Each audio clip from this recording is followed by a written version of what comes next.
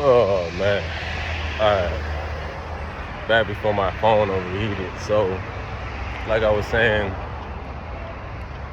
it's crazy how some of this stuff works and this I don't know how you want to say simulation, however you want to get your shit off.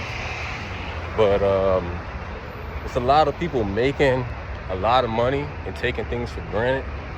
And not saying that everybody that's overly paid is not living in their purpose or doing what they're supposed to do, but it seems like the people that are overpaid kind of take things for granted as far as making their money, opportunities given. I'm in the West End right now, so I'm just walking to my grandma's house. Probably spend some time with my little cousins, some uncle and shit like that. I'm off of Ralph right now, so but yeah, it's just speaking about the opportunities that people have been given and squandering opportunities versus people that have little to no, I'm not gonna say opportunity, but little to no resources or making little to no resources or just not having, the funds, the exposure, shit like that. I don't know how to explain it, but they are the ones that's really out here wanting for real. You know what I'm saying? Like, you got to go out here and be an entrepreneur, go out and go ahead and get it, you know what I'm saying? Regardless if you're out here scamming, you know what I mean? You out here, just go out here and get it, but you got to, when you take that negative, I ain't going to say negative, but when you're doing things in a non-traditional manner, the only way to, reap what you sow or, water your seeds is, which is when I say seeds, your ideas, your thoughts, your, things that's gonna grow into, big ideas, movies, you name it. It's transforming the energy into something positive, whether you're doing illegal activities, but you have a legal business, and this is legal business is going to get you away from doing the illegal activities. And this is not to say that you have to do dirt to to get ahead in life, but at some point in time you have to let go of some of the morals when it comes to being not just a good person, but doing things in a certain manner to get to a certain place, echelon, or certain status that you would like. And then it might come off as people selling their souls, things of that nature, but that's just the other aspects of the dualities and the yin yang. You have a dark side, you have a light side. Not saying it's good and bad, but it's also the underground versus, how do I explain it? The underground or unseen versus the seen. Masculine versus feminine energy. And it's good. Huh? Nah, only gas. Yeah. Nah, I ain't got no papers on me. Take care though, bro. But yeah, no, it's just, like, for example, I know today in book club we were talking about Young Miami and India.Arie feeling some type of way, and India.Arie's disconnect. I can't just say it's just India.Arie's disconnect, but it's also just like the older generation with the younger generation, in a sense of not understanding that a lot of the shit that the younger generation is saying, it's just some of the guidance is not there. They're in the proper energy, chaos, nature. They just don't know how to properly either cultivate the energy right now, or they're just in the flow. So they just doing. They're just out here being free. And it's an understanding is this, the disconnect needs to be, the connection needs to be from the older generation understanding that yeah, it might come off as negative. It might be different than the traditional ways that you grew up in, but this is the world that we live in today. And this is how things have been moving, and this is how people move, and this is how shit gets done, as you could say. Just from that standpoint of, you know, people, you know, yeah, they might have sold some drugs, they might have, as long as you haven't really physically harmed someone, and it's not, doesn't have to be directed, but you should be trying to change the energy, if that makes sense.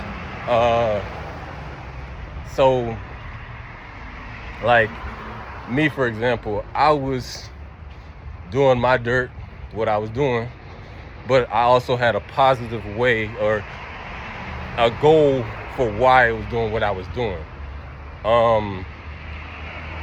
And you know, sometimes Spirit will come to you and say, this is the vessel of how you're going to get to where you have to go, or have to pretty much like get where you're gonna go, but this is how you're gonna transform into the person you're going to be, if that makes sense. You're not gonna recognize the person initially, but slowly but surely you're gonna have that recollection period where you realize that you had to go through what you went through, which is, we could use a Bible term, I guess. Well, not a Bible term. We can use going through the fire. You know, pretty much kind of like a crucifixion period. You know, because everybody thinks the Bible and everything is literal versus actually just killing off the old and bringing in the new. Which goes to, you know, what's getting into the Jason months. It's the first day of the Jason month, so this is crazy because, you know, there's no coincidence in things and how things happen. And, you know, like I said, when I was on Dreamwise's build the other day, they were talking about GTA, and I had already thought about it, but we were just talking about how GTA came out 13 years ago, and with, you know, GTA 6 is coming out, and 6 is sex, or that creation energy, as you may call it. And the world is a different place now. GTA 5 kind of set the blueprint for how a lot of these, I don't want to say games, but how a lot of the world was going to go. And a lot of these kids, they aren't bad. It's just the programming. They learned, they thought, I mean, not saying that the world is not a video game, but they didn't have the discernment of the video game versus what is really going on. So then that's why you have, you know, kids want to just be, you know, be YNs, as they call them. They just want to do all types of wild shit because they see that's what's really out here running as far as in the public perception of how life is, you know, perceived. And it was seen as the bad guy is actually the one winning versus the good guy, when in all actuality, that's very much true, but it's just like it's all in all actuality that's very much true, but in the same sense it's your light side versus your dark side. And you know, your venom, when your venom pops out, that's your melanin, you know what I'm saying? So that's a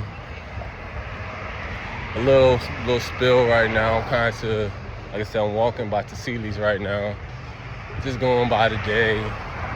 I didn't plan to do any content today, but you know, I was sitting next to a young lady. She works for the MARTA, and she was like, she'd been doing content for a while, and she was speaking about how Her name is Miss Cindy. She works for MARTA. Shout out Miss Cindy. We had a great conversation about, how MARTA doesn't really have standards anymore. When they hire people, they just let people come off the streets and they don't turn them away, which is kind of crazy. I've never heard of that before. But she was just saying in general, from the sense of she's going to be doing content, because she said that she had a couple viral videos, whether they're on Facebook, Instagram, TikTok, and they've been 50K likes, 20K likes, something substantial, and it was good to see an older person, an elder, speak on content creation and how content creation has worked out for them, but they're not quitting their 9-to-5 like once they make it. She said that she was going to get her pension, and then when she retires, she's just going to still be doing content. Because I was like, asking her what is she going to do, as far as like when she started really, not saying that she's not going to go up anymore, but as she gets more, I guess, exposure, as you will say.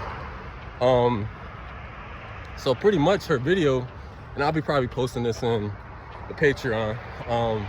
The video was pretty much her praying over the bus seats on the MARTA bus, and she was saying that she was a preacher's kid, and she was just pretty much saying how a lot of the MARTA workers are kind of mad at her, because they're like, how are you praying over the seats but you're not praying over us, which was the human animalistic aspect of, just because she's praying over the seats doesn't mean that she's not praying over everybody.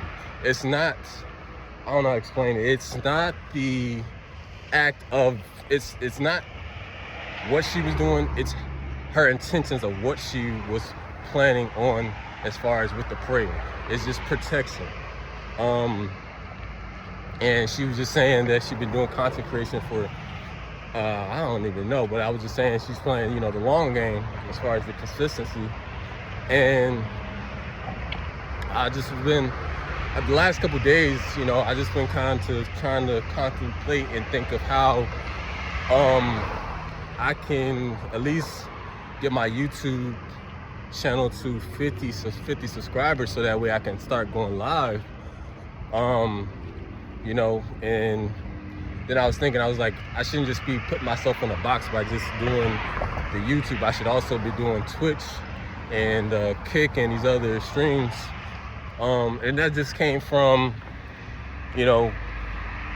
knowing about content creation and knowing that you shouldn't just be doing one revenue stream of content creation, as far as YouTube, Facebook, like the other social media. You do everything because everything is going to bring in, just going to make more money, versus just trying to work on one particular spot, if that makes sense. Or one particular way of revenue, if that makes sense. And she was just, when she was saying about, being a preacher's kid, I was telling her, I was like, what you're doing, and she was speaking on how, everybody else that works for MARTA has been making videos, and her supervisor was like, whatever you do, just keep doing what you're doing and don't change. And she was like, yeah, she kind of looked at it, she's like, nah, I'm not gonna change. And I was like, yeah, that's right, because you're living in your purpose. And that's a part of, these Jason months. So Jason, or Jesus, or however you may call it, you have to kill off the old self to become the new. And it's one of the things I've been trying to get my mom into, as far as, with the content creation, is, hey, Ma, you gotta make these pies. Like I've always, not to, toot my own horn, but I've always said I have a talent for spotting other people's talents and shining light on them. And I don't even have to be the forefront person. I could just be the promotion, for giving, giving that positive words of encouragement, or just, giving them that light. Because sometimes it's kind of dark out here, and sometimes that little glimmer of light will just, make the whole situation different. You can change a person from being suicidal to being depressed to that just made their day. That light that you just gave them, whether it's words of encouragement, just asking how the day is going, just the small things sometimes. And that was just like I said, that's how the day kind of went as far as with that.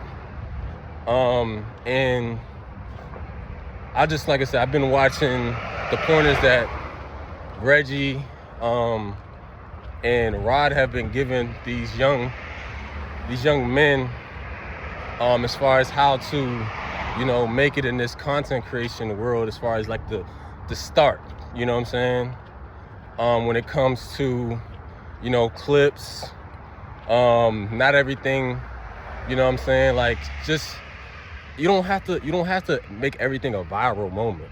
The viral moments will come in, once you're just in a flow. They'll just happen, you know what I'm saying? You don't have to force it. You don't have to click farm. You don't have to do all this extra, just trying to be there just to be there. Things will just naturally happen as they will.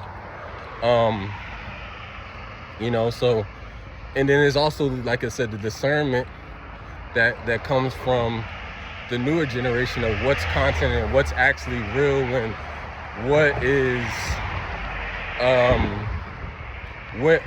when playing too much is playing too much.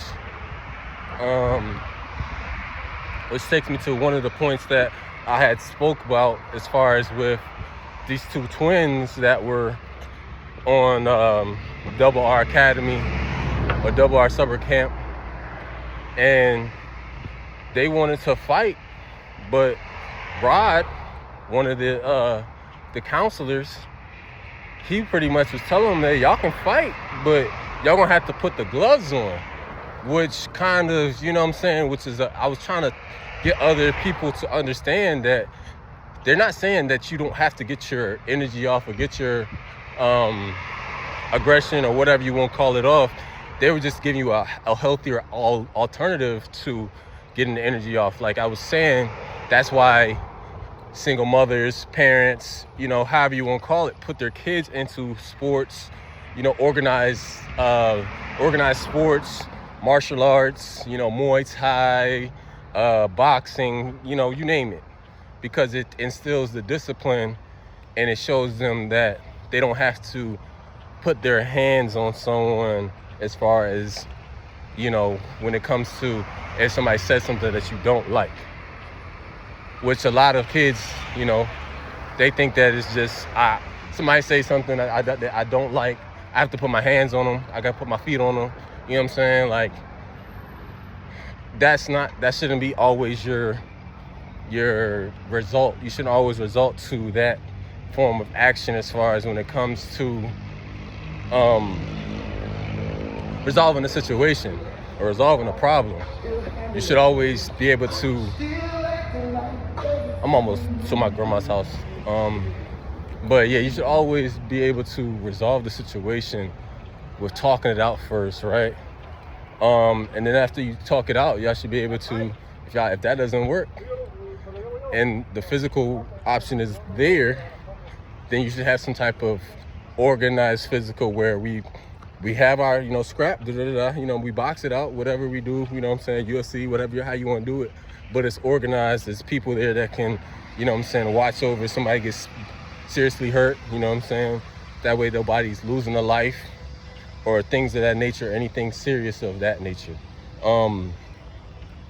And it seems like they just resort to a switch, or they just want to just throw hands regular, you know what I'm saying, or just get into, oh, I'm just gonna put my hands on you. No, that's not how shit works. And that goes into the situation of, with Carmelo Anthony, like I was speaking on, and people saying that it wasn't self-defense and why does he have a knife? Because that's how things work in this world, you know what I'm saying? You have to have some type of self-defense, and it, like I said, in that situation, it didn't seem like he was the aggressor, as everybody tried to make it seem and try to create narratives that he was an aggressor. He was just defending himself. Like you should. Like your parents tell you, if somebody puts their hands on you, you know what I'm saying? Or like, I don't know about y'all parents, but my parents tell me if they put their hands on me, I got to beat their ass. Meaning, you can say whatever the fuck you want to say, but if you put your hands on me, now I got to put belt to ass. And that comes in all different types of forms, you feel me? But that doesn't mean I have to put belt to ass to the point where I have to, quote unquote, put the fear of God in somebody. You might have to, but I don't have to hurt somebody seriously because I know what I'm capable of.